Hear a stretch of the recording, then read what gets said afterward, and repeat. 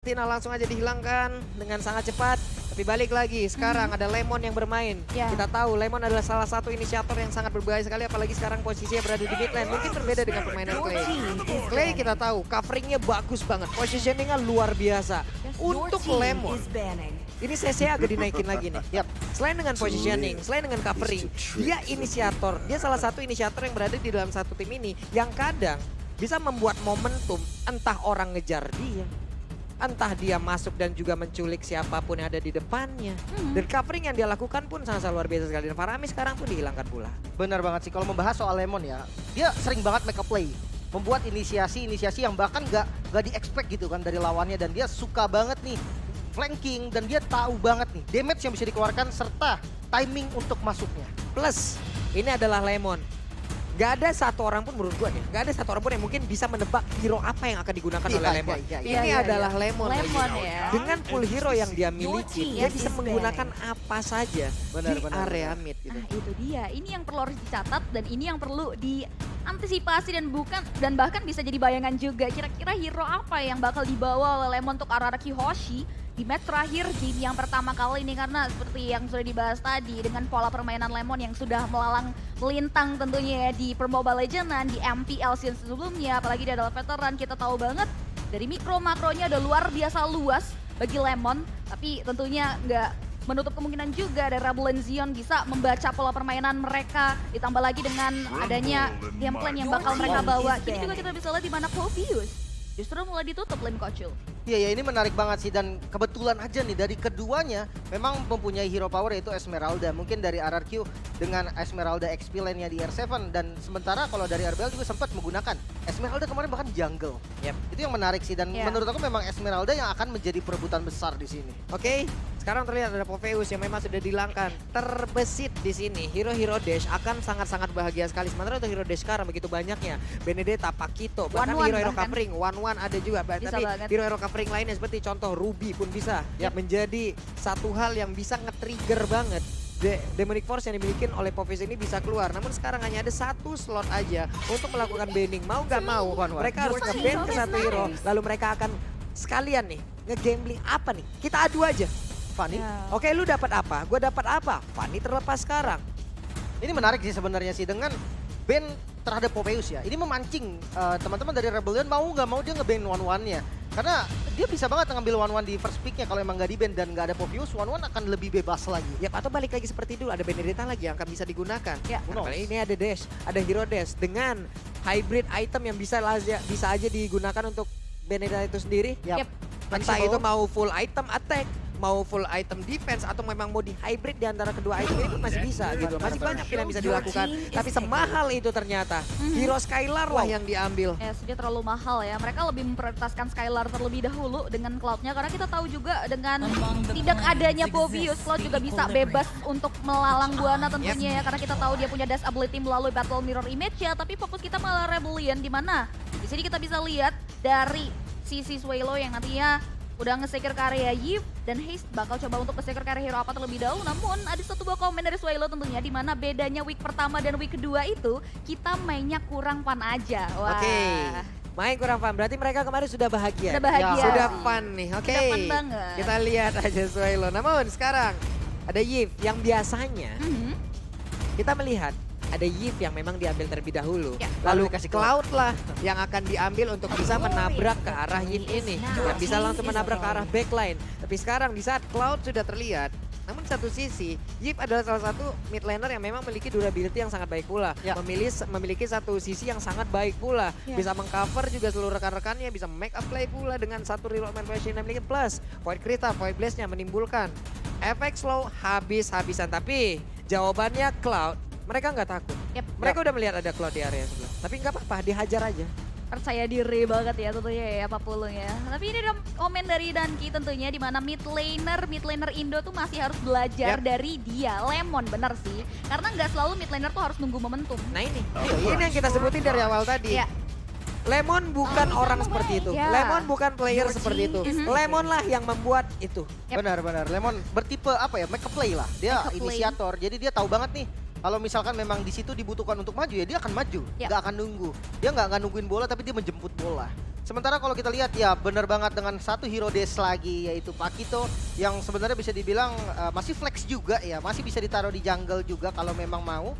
Dan satu roamer yang menjadi solusi dari Yves juga, Mathilda. Yes, Mathilda ini bisa jadi pilihan ya untuk masuk ke area lini belakang. So ini yang bakal jadi batu sandungan buat anak-anak Rebellion atas Yves yang mereka secure itu ada Mathilda dan juga Cloud dengan Battle Mirror Image. Ya, kita akan lihat bagaimana mereka bisa mengantisipasi bagaimana pergerakan dua hero yang benar-benar bisa ganggu ke area high ground defense mereka. Tapi fokus kita mengarah ke area satu hero yang bakal diambil Rebellion, di mana di sana udah terdengar dari suara Beatrix. Satu hero late game insurance yang bisa dibilang juga. Patrix, Ya, head to head melawan Cloud. bakal jadi lane pasif sih sebenarnya. Pasif banget kecuali roamernya ikut-ikutan. Ini udah beda lagi ceritanya dan menurut aku memang paling wise kayak gini sih. Karena kalau dia ngambil XP lane atau ngambil jungle, Esmeralda-nya jadi nggak flex lagi. Yang kita tahu Rebellion sendiri punya strat yang cukup menarik dari jungle-nya. Karena kalau kita lihat juga dari head to head-nya bisa kita lihat dari Albert juga dia punya GPM lumayan tinggi ya, 647 gold. Sementara nggak berbeda jauh, hanya berbeda satu aja dari Rebellion sendiri 646 gold. Pani udah dihilangkan sekarang karena masih terbuka juga. Belum lagi di satu sisi Pove pun udah dihilangkan. Berarti nantinya akan ada satu tempat lagi kemungkinan untuk Lancelot yang bisa dihilangkan pula. Karena kemarin kita udah melihat lagi Albert menggunakan hero tersebut. Lancelot Albert. Untuk di season 10 kali ini Albert pun udah sangat luas sekali. Karena sebelum-sebelumnya untuk pemilihan hero dari Albert itu sendiri juga sudah sangat luas. Ya. Sudah sangat banyak hero yang dia gunakan untuk jadi jungler. Cuman dari season 10 ini dia udah sering banget menggunakan Belmont, Iya. dia menggunakan Akai, dia Iya. menggunakan pula karena Lancelot kemarin, Link juga udah Karina pernah dia ambil, bahkan. nah juga udah pernah dia Ini ambil. Deta yang di awal Nah, tadi sekarang kita dengan tidak adanya Poveus untuk meminimalisir lagi, oke, Pani dihilangkan dulu. Mani dihilangkan. Untuk lanjutannya mungkin Lancelot bisa diambil, untuk Bisa banget. Lancelot bisa di-ban, Link bisa di-ban juga. Begitu banyak pilihan lagi. Walaupun untuk penggunaan dari Link sekarang itu resikonya tinggi banget ya. Benar. Pertumbuhan HP yang dimiliki oleh Link Ya. itu dimakin disusutin loh, Pak. Benar, apalagi kalau misalkan ya RRQ yang mau ngambil Link, ada Wesker yang siap untuk menyantap nanti Link ketika Bisa dia dia masuk. landing ya. Benar banget. Tapi balik lagi ini adalah Albert juga yang kita tahu penguasaan hero Link-nya itu udah nggak bisa di-underestimate dan bahkan tidak bisa diganggu gugat lagi. So kalau dari si Albert mau secure ke area Link mungkin bisa dibilang high risk high return dan masih possibility-nya masih besar banget. Namun kita bakal lihat nih yang bakal ditutup oleh Rebellion ini akan mengarah ke area hero jungler lagi untuk Albert. Dan terlihat Lancelot cepat sekali yang langsung mereka tutup tentunya mengingat Povius di sana sudah mulai ditutup RRQ. Possibility untuk Lancelot hadir di tangan Albert tuh besar banget. That's why Rebellion respect banning terhadap hero, comfort, dan power spike milik Albert untuk game yang pertama kali ini. Sekarang RRQ sih fokus mungkin ke arah beberapa fighter. Yap. Dairan adalah salah satu player yang memang sangat suka menggunakan fighter untuk berada di area jungler. Itu adalah satu identitas yang dimiliki oleh player yang dimiliki oleh Teman-teman dari Rebellion Rebellion ini. Masih bahkan masih Fearless. terbuka loh. Tapi barang is wow. Ya ini adalah hero satu hero fighter yang memang harus digaris bawahin ya. Dimana Fearless akan menggunakan itu loh. Yang aku lihat malah kayak dipaksa gak sih untuk pakai Esme-nya ditaruh di posisi jungle. Bisa jadi. Salah satu stratnya juga memang gitu kan. Dan Yap. mungkin dari RRQ juga udah siapin obatnya. Sebenarnya kalau kita lihat dari Cloud sendiri itu pasti bisa ngebocorin.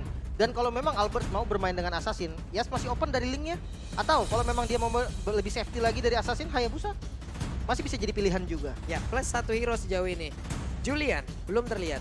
Yes. Julian masih bisa digunakan. Dijadiin jungler, oke. Kita udah melihat bagaimana kiprah dari Julian itu sendiri saat dijadikan jungler. Dairan sekarang udah ada lagi cowok yang memang dia ambil satu inisiator yang sangat-sangat baik karena ada beberapa hal yang memang bisa digauk.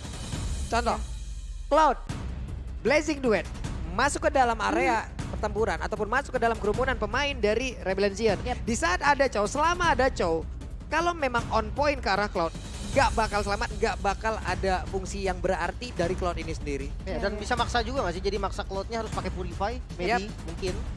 Agak terancam dikit lah ya dengan, bukan dikit bahkan dengan adanya Chow yang dimana kalau nantinya Chow bisa memanfaatkan dua F-Break ini dengan sangat baik. So pergerakan dari Skylar nanti akan tersendat, so ini harus perlu diperhatikan. Kita akan lihat tentunya battle spell apa yang bakal dibawa juga dari sisi Skylar, tapi kita akan lihat chemical jungler seperti apa bakal dibawa dan ternyata Uranus dan Pakito juga jungler, Lunox. Pakito jungler untuk Albert.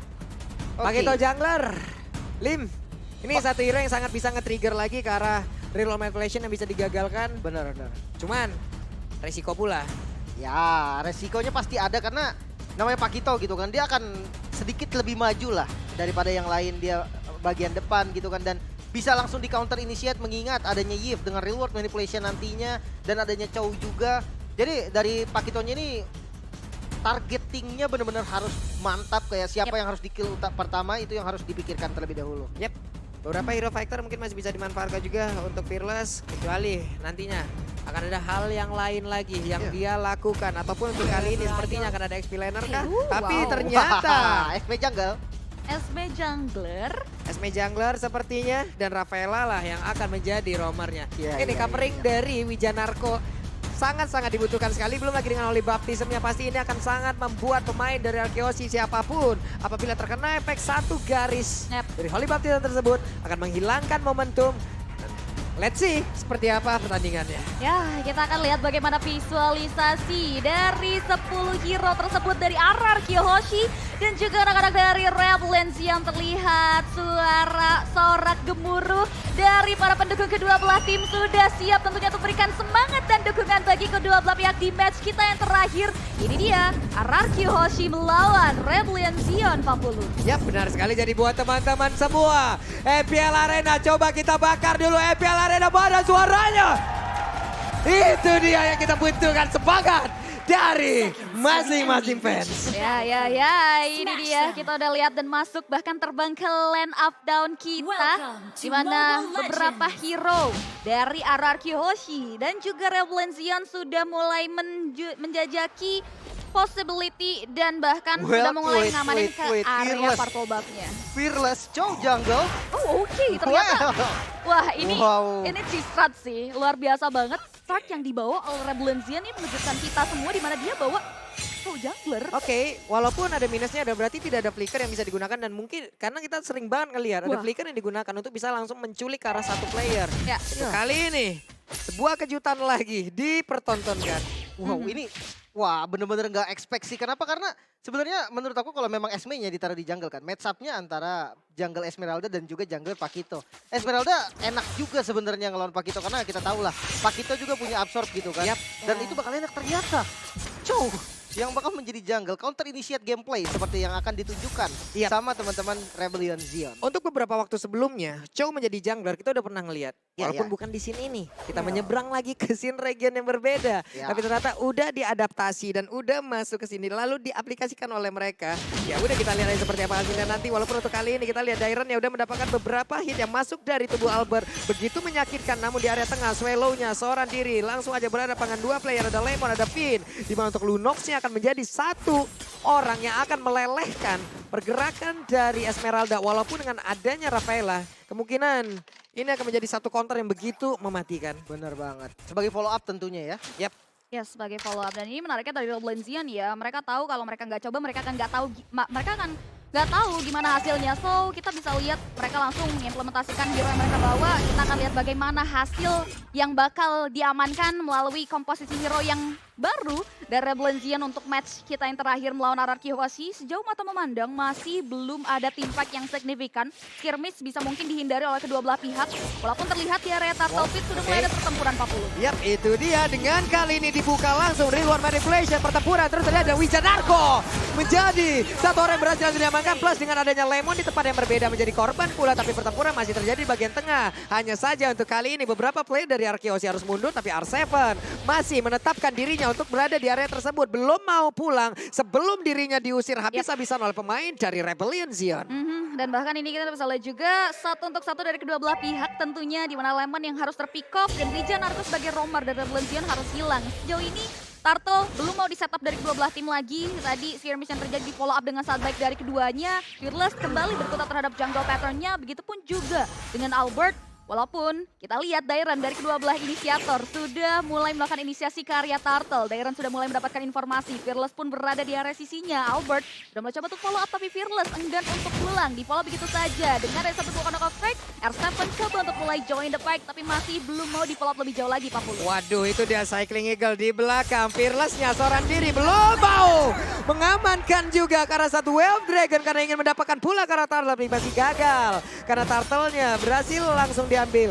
Fearless menggunakan Chow akan menjadi satu hero yang bisa dibilang ini akan ada di dua pintu yang berbeda. Di saat pertempuran terjadi seperti ini, di saat tidak ada Cloud, dia akan bisa enak menculik siapapun yang dia mau. Tapi di saat ada Cloud untuk join dalam fight, sebaik mungkin dia harus menunggu hingga Cloud-nya masuk, Lin. Iya, counter initiate gameplay seperti itu. Tapi Dairon, Itu dia, Dairon mendapatkan akibatnya.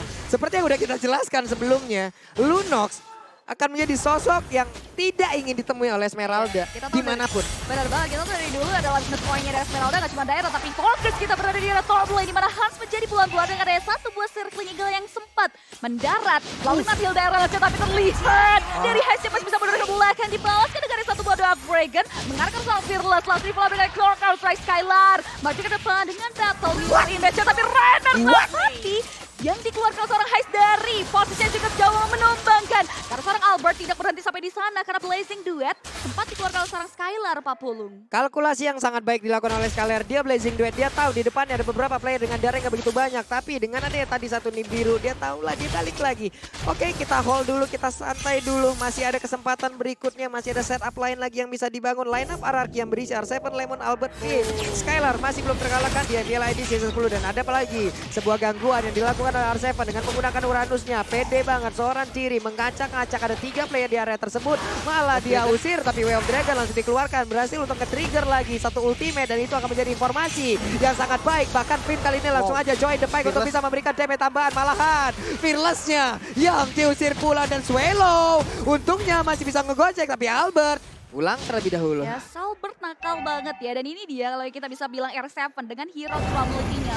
Dia pasti bakal manfaatin durability-nya untuk main jauh. Bahkan gak cuman cutting, terlihat tadi untuk menunggu ke area pola permainan jungle pattern milik dari Fearless di menit kita yang keempat tadi, Lim Kocul. Iya, dia tahu banget powernya, dia masuk ke arah purple buff tadi, pancing retri, dan takedown-nya kali ini free untuk RRQ Hoshi. Ya, bisa bilang free, nggak ada observasi karena kita bisa tahu Treble Legend nggak mau ngambil pertukaran ke arah objektif Turtle karena udah cukup sulit bagi mereka. Mereka kini fokusnya ngambil ke arah objektif Kill atau mungkin ke arah objektif Turtle. Wait, karena khas banget suara dari Wave Dragon itu loh. Ya. Khas banget terdengar suaranya tapi tidak mau di follow up lagi. Kalau emang dilanjutin akan butuh waktu lebih untuk bisa mendapatkan lagi ke arah Matilda. Ya, itu agak berat Apakah sih. itu worth it? Itu lagi yang menjadi pertanyaan. Di saat mereka melakukan pick terhadap Matilda, akankah itu emang benar-benar bisa memakan waktu yang sangat cepat lalu emang bisa menghilangkan satu hero tersebut? Atau malah memakan waktu yang lama, malah dibalikin mereka nanti ya, Lin? Benar, lebih ke arah ngebait spellnya aja sih tadi gitu kan. Dan kalau kita lihat dari itemnya jebar bahaya banget. Namun Finn, Oke, ini dia. Udah dari Real World Manipulation dan sekarang waktunya Wave Dragon namun Cycling Eagle. Terbang di atas Real World Manipulation tapi tetap tidak bisa selamat dari serangan Rebellion-nya. Terbang menyebut kematian jatuhnya ya dari sisi Finn karena nggak bisa menahan dealing damage yang diberikan walaupun sempat ada satu barrel relation itu yang membuat dia harus menghentikan. Raynor Sapati hampir saja masuk ke area tubuh seorang Skylar tapi Skylar nggak mau mengambil resiko, dia harus isi ulang mana yang ia miliki. Dia prefer untuk mundur ke arah belakang terlebih dahulu tapi R7 sedari tadi bermain dengan cukup nakalnya memanfaatkan durability hero yang ia miliki untuk melakukan permainan ganggu ke area pattern jungle milik kalau seorang Fearless. Jauh mata memandang juga Fearless masih aman-aman aja. Dia masih coba untuk mundur ke belakang walaupun Finn udah mulai coba untuk buka satu basket legalnya tapi satu buat tendangan mouse Papul sudah mulai dibuka. Namun belum ada follow up yang cukup signifikan di area top lane. Sayang banget udah mengorbankan satu flicker untuk mengeluarkan birunya untuk memberikan damage tambahan ke arah Cloud tapi Cloud-nya nggak ke pick off. Ini akan menjadi satu informasi lagi yang berhasil diambil oleh RRQ, berarti Patricknya nggak bakal ada lagi flicker untuk beberapa saat ke depan dan mereka bisa melakukan sebuah pergerakan di mana untuk kali ini aksi balasan dilakukan pula oleh pemain dari Rebellion dan satu orang berhasil diangkat dan itu adalah Albert. Namun untuk kali ini darah putihnya masih bisa disadon oleh Dairon. Dua orang ditukar dengan Fearless. Ini agak mahal ya si Lim Kocul karena dua hero-nya dari RRQ Hoshi harus hilang tapi oh ini worth it sih, karena junglernya ya kan yang diambil dari sisi RRQ Hoshi. Benar, dan memang counter initiate gameplay Ya. yang diinginkan dari Rebellion Zion yang terjadi barusan. Karena memang momennya itu pas banget, namun kita lihat di mid lane Lemon. Ya, Lemon sempat terjadi pelan-pelan dengan ada loncatan indah dari Darren melalui satu buff falling star-nya, tapi Lemon masih punya brilliant overorder. Dia masih bisa mundur melalui bola-bola lucunya untuk menghindari serangan yang diberikan, dan Darren begitu pun juga kawan-kawan nggak mau terlalu overcommit. Turtle yang ketiga kini akan menjadi fokus dan tujuan utama dari kedua belah pihak. Dan sekarang Skylar sudah join the fight. Ada satu daerah lagi yang berhasil dihancurkan. Namun untuk kali ini kita lihat saja Void Crystal. Namun di bagian belakang R7 sudah berhasil nge-trigger lagi. Dengan adanya satu Wave Dragon udah dikeluarkan. Dan sekarang tidak akan ada lagi Turtle untuk Rebellion Zion. Karena berhasil lagi diamankan oleh pemain dari RRQ Hoshi. Tapi Rebellion Zion sejauh ini sudah sangat-sangat baik sekali. Mereka berhasil untuk menahan. Mereka berhasil mengambil satu objektif bagian atas. Ada perubahan posisi lagi antara dari God Laner dan juga XP-Laner SME-nya sekarang ke area top lane. God Laner-nya. Karena bottom Ataupun lane, si Skylar, Skylar ataupun dari Hive. Patrick-nya itu sendiri Yep. udah bergerak ke area bottom lane. Ini udah mulai terjadi permainan Indonesia. Kita Waduh. lihat Fearless commit carry R7, tapi R7 terlalu tanky. Dia masih bisa men-sustainable dealing damage yang diberikan dari sisi Fearless, tapi lihat di area mid lane. Beberapa member dari RRQ Hoshi fokus ke objektif middle baratnya, bahkan Wijan Narcos skill survive. Ya bisa mengundurkan belakang Fearless. Coba untuk memberikan distraction untuk memukul mundur dari anak-anak RRQ Hoshi. Tapi Rebellion Zion tidak mendapatkan peruntungan tentunya, mengingat mereka harus kehilangan center yang bisa dibilang ini mahal banget karena visionnya akan jauh lebih luas dari RRQ Hoshi. Dari segi itemnya Lim Kocho. Iya, udah jadi dominance dan enchanted talisman. Ini dari R7 sih udah susah banget di kill ya. Dan next itemnya Kara Oracle, ketika udah jadi Oracle makin lebih gila lagi nih. Dan yang aku suka adalah permainannya yang dia tahu dia kuat, dia nggak bisa di take down dengan gampang. Dia masuk jauh banget dan menangin minion managementnya. Sementara kalau kita lihat dari Beatrix dan dari Heist, ya dia udah punya BOD dan udah ada Malefic Roar. Ini dua item yang membuat damage yang dikeluarkan dari Beatrix itu pasti masuk ke arah RRQ Hoshi. Sakit banget tuh itu damage-nya barusan. Perih ya. Cuman kalau menurut gua ya, dari penggunaan Way of Dragon yang dimiliki oleh Fearless harus jauh lebih baik lagi kalkulasinya. Enggak di semua tempat, ataupun pada Uranus mungkin akan bisa jauh lebih ditahan lagi. Karena beberapa momen tadi harusnya bisa mereka lakukan, tapi malah kehilangan dari R7 untuk kali ini dari RRQ Hoshi. Dan sebelumnya Fearless itu dong kalau gue garis bawain penggunaan dari Wave Dragon ya memang harus tepat. Iya bener banget sih sebenarnya. Ya, Waduh. Kita lihat juga killing spree 40 berhasil diamankan karena damage yang diberikan oleh Heist sudah mulai terlihat tidak bisa dibendung karena Heptasis sudah mulai dikantongi oleh Heist. Bahkan 301 bisa dibilang ini modal awal yang bagus banget buat Beatrix ya 40. Oke, tapi Dairon berhasil untuk memberikan backupan di bagian belakang dan sekarang Flashing Duel sudah dikeluarkan pula. Namun dengan satu beta mirror image dia langsung balik aja. Di luar main Flash mengusir juga beberapa player yang dimiliki oleh RRQ Hoshi. Namun untuk kali ini Lordnya menjadi milik dari player-player yang memang sangat-sangat baik. Namun mereka tetap berada disebut dan Dairon menjadi satu orang yang menjaga di bagian belakang dan mereka berhasil untuk mendapatkan langsung ke arah satu set yang ada di bagian tengah dan sekarang dua orang langsung berhasil mereka dapatkan. Coba lihat Fearless-nya. Wave Dragon mendapatkan lagi ke arah R7 walaupun kali ini mereka tertinggal sedikit di bagian belakang. Tapi Dairon tetap berada di area tersebut untuk bisa kembali juga karena rekan-rekannya udah baik banget. Monster kill berhasil diambil pula oleh Patrick-nya dan satu inner turret yang ada di area mid plus adanya Lord yang berada di bagian atas akan menabrak masuk ke dalam area pertahanan dimiliki oleh RRQ Hoshi. Ini definisi Rebellion Zion banteng menyeruduk area raja-raja dari RRQ Hoshi di mana 4 hero, 4 pemain mereka harus hilang ditambah lagi objektif Lord membuka dampak yang luar biasa bagi Rebellion Zion. Semua inner turret dari RRQ Hoshi harus direnggut begitu saja oleh Rebellion Zion. Terlihat Lordnya tidak diperbolehkan untuk masuk area base turret milik RRQ Hoshi.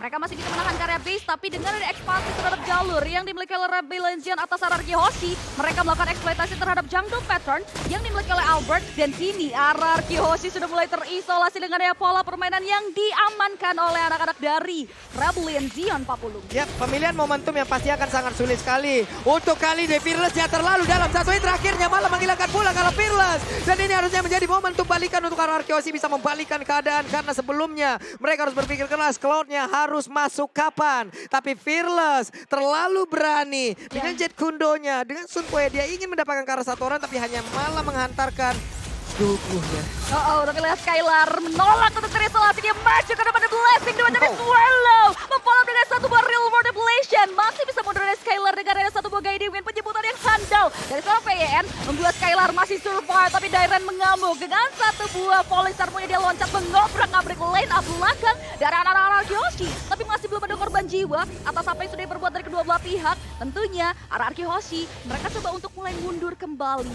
Gitu pun juga dengan Rebellion Zion. Apa yang terjadi dari tim fight di beberapa menit ke belakang, Lim Kocul? Sebenarnya aku masih terhais-hais sih dengan chain kill-nya tadi. Dahsyat banget permainan dengan Rainernya, dengan Weskernya. Dia berhasil dapetin total tadi 4 player sebenarnya. Memang waktunya agak sedikit renggang ya, dan memang penggunaannya juga sangat-sangat on timing. Tapi kalau misalnya kita lihat defensif dari Araki Hoshi dari Lord yang barusan juga bisa dibilang masih kuat lah ya. Karena untuk hero high ground-nya dia punya Lunox. Masuk lagi dan sekarang reroll manipulation. Albertnya berhasil untuk kabur, berhasil untuk pulang. Hampir saja mereka bisa mendapatkan jungler utama yang dimiliki oleh Araki Hoshi. Itu tatap-tatap banget sih tadi. Di mana dari si Albert yang mau maju ke depan, langsung melakukan lagi satu dua real world relation di mana Swallow tadi benar-benar confidence banget untuk buka, tapi Albert masih bisa menghindari serangan dengan sangat baik. Di sisi lain, Lord yang kedua sudah mulai hadir di game kita yang pertama. Sudah mulai dipantengin aja. Sudah ada Wijanarko di area sana. Finn juga sudah mulai menatapi ke area objektif Lord tersebut. Terlihat dari Rebellion Zion, mereka sudah mulai melakukan poking inisiasi, memancing keributan di area objektif Lord tersebut. Masih belum mau di follow up lebih lanjut lagi. Terlihat dari PYN Populum. Oke, itu PYN-nya terlalu berani. PYN-nya udah terkena Wesker duluan. Tapi sepertinya cycling Eagle udah dia keluarkan. Bisa lagi di-cancel dan double kill. Berarti dapatkan pula dengan Heist. Akankah ini menjadi momen terhais kembali karena fearless-nya Way of Dragon udah berhasil pula mendapatkan langsung ke arah dari Albert, di mana dengan ada ini Birbeja di bagian belakang dan akan terbunuh seorang diri. Untungnya dia masih bisa pergi dari tersebut. Mereka berlima siap untuk bisa mendapatkan kemenangan di game yang pertama dengan adanya dua orang yang dimiliki oleh pemain dari Araki Hoshi. Akankah Araki Hoshi bisa mempertahankan berhasil dua mereka berfokus, tapi coba lihat Heistnya berfokus untuk bisa mendapatkan game yang pertama. Fokus dengan Wesker, fokus game yang pertama menjadi milik mereka. Wah, luar biasa sekali. Definisi banteng kita menolak untuk dikalahkan oleh raja-raja dari Araki Hoshi. Mereka menyeruduk dari Araki Hoshi di game yang pertama. Bahkan pola permainan yang tidak diduga-duga. Cistrat yang bahkan dibawa oleh anak-anak Rebellion Zion mampu untuk